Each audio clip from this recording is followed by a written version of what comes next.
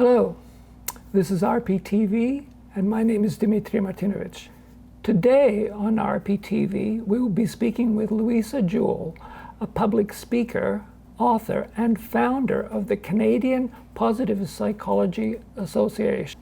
Louisa's specialty is in the psychology of well-being.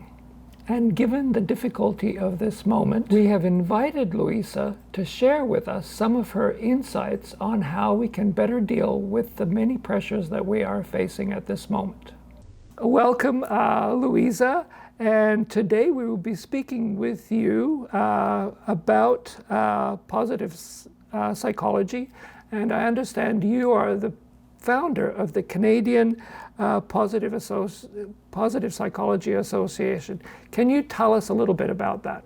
Thank you. I'm happy to be here. So positive psychology is the scientific study of psychological well-being and human flourishing. So it's called positive psychology not because we want people to be positive all the time. It's called positive psychology because traditional psychology has been focused on mental illness, what is wrong with us, and how to figure out how to help people who have a mental illness, which is really good that we have that focus. Positive psychology is the scientific study of what makes us strong, what keeps us resilient, and what keeps us healthy. And together the two give a kind of better overarching look into our psychology of everyday life, because sometimes we need help when things are difficult, and sometimes we need to have more of a boost with regards to how to reach higher levels of flourishing. Now, in this time of COVID-19, how do you think something like positivity can be utilized by people to help them get through this time? Well, so that's a really good question, because oftentimes when we're in a crisis like this, we don't feel so positive. And we also don't necessarily feel that we are entitled to be positive or happy or to be joyful at this time. But to be able to put our bodies into positive emotion at this time is actually very important. So what we know, if you think about what's happening today, we are inundated with bad news every day, sometimes all day. Sometimes people can be watching the news all day. When we have that much negativity, we actually have a cardiac activation. So our hearts are engaged in that negative emotion, which could be bad for our physical health. What positive emotions do is they allow us, when we have a positive emotion, or for example, if we can, after hearing bad news, if we can turn and watch a funny YouTube video, or if we can talk to a friend and get over what it is that's distressing us, or if we can listen to our favorite comedian, or I know with my friends and I, we share a lot of jokes on Messenger. If we can do that, then what happens is those positive emotions on the heels of this negative activation can help us to recover physiologically from what's happening in our bodies. And when we can recover in that positive way, it helps our bodies to actually stay healthy. And with those positive emotions, they give us actually more strength to be able to endure and more resilience to be able to get through tough times. So I always say to people, prioritize your positivity. Plan things in the day when you're going to have those positive emotions coming to you. It is really important at this time. What would you suggest or advise to people in the way of strategies to cope with the limitations, fears, and anxieties that COVID-19 has imposed on their lives? Well, so one of the greatest strategies to reduce the stress around this, and I think first of all, we need to recognize that this is difficult. It's not a time right now for us to say, chin up and let's just be positive and smile all the time. This is a really difficult crisis that we're going through. Not only are we being mentally challenged, but we're being physically challenged as well. And people are dying. There's a tremendous amount of grief and fear associated with that. So if you are feeling anxious and stressed, that's totally normal.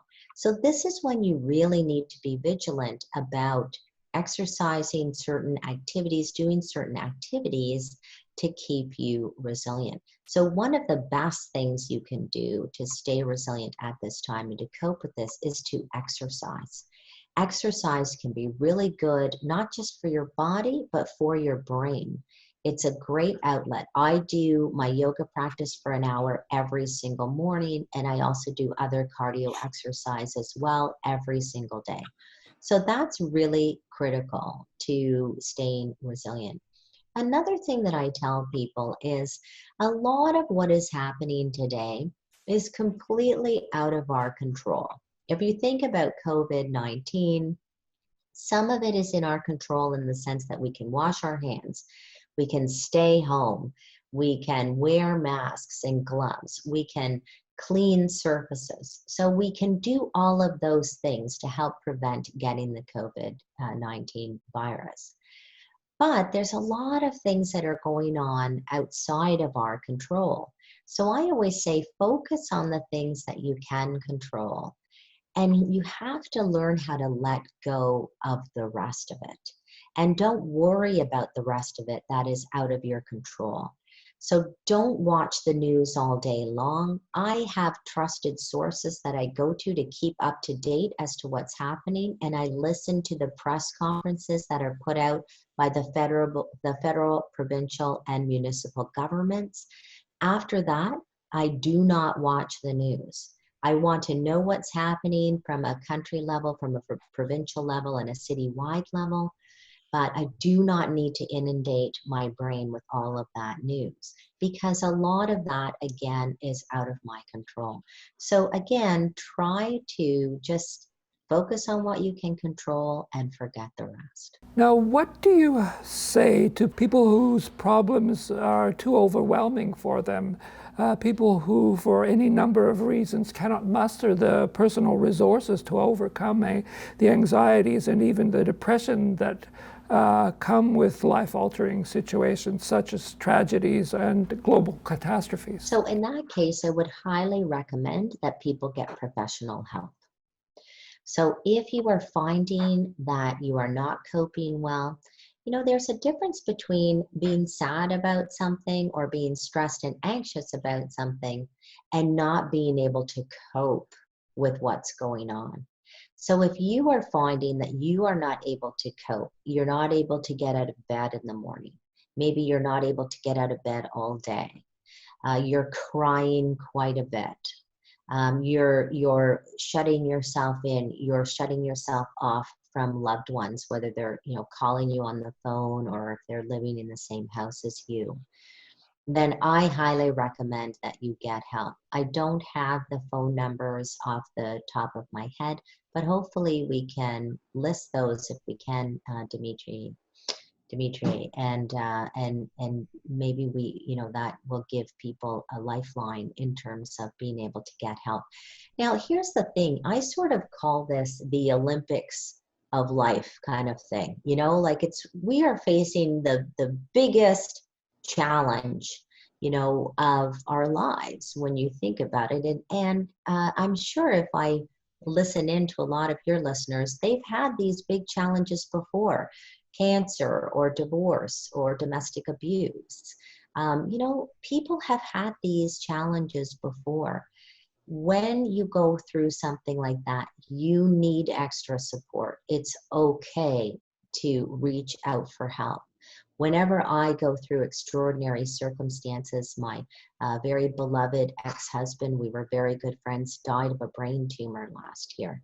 I saw a grief counselor for a long time, because we need that support. Even though I am very resilient, I have all of these resilient strategies. I have been studying the research and the applications of resilience and well-being and psychological health for 10 years. I'm highly resilient.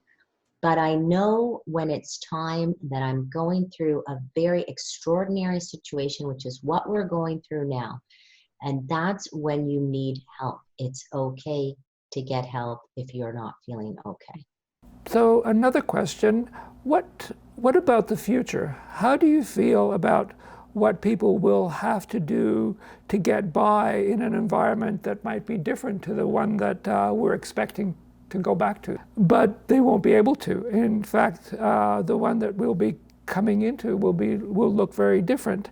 How are people to deal with something like resurgent pandemics or resurgent restrictions on personal life, and the continued insecurities with respect to work and finances? Well, the only thing really is, and really the only constant that we have is the constant of change.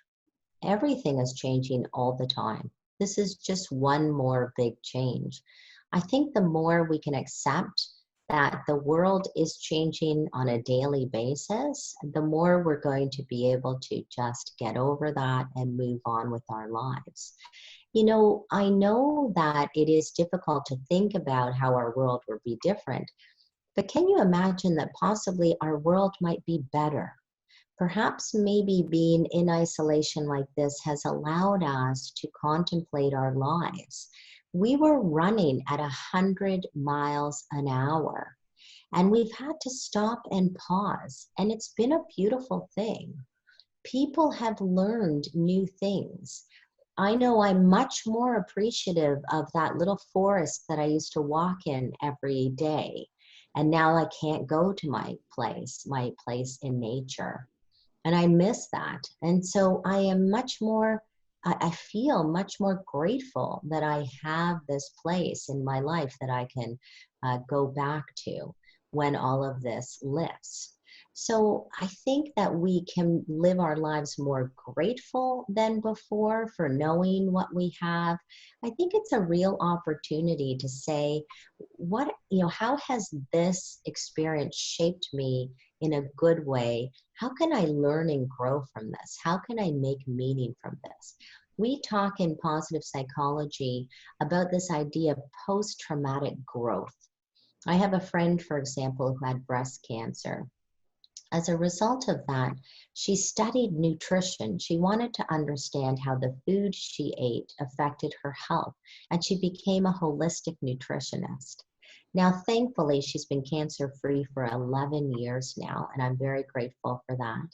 But now she lives her life completely different. She says yes to every opportunity. She lives with zest.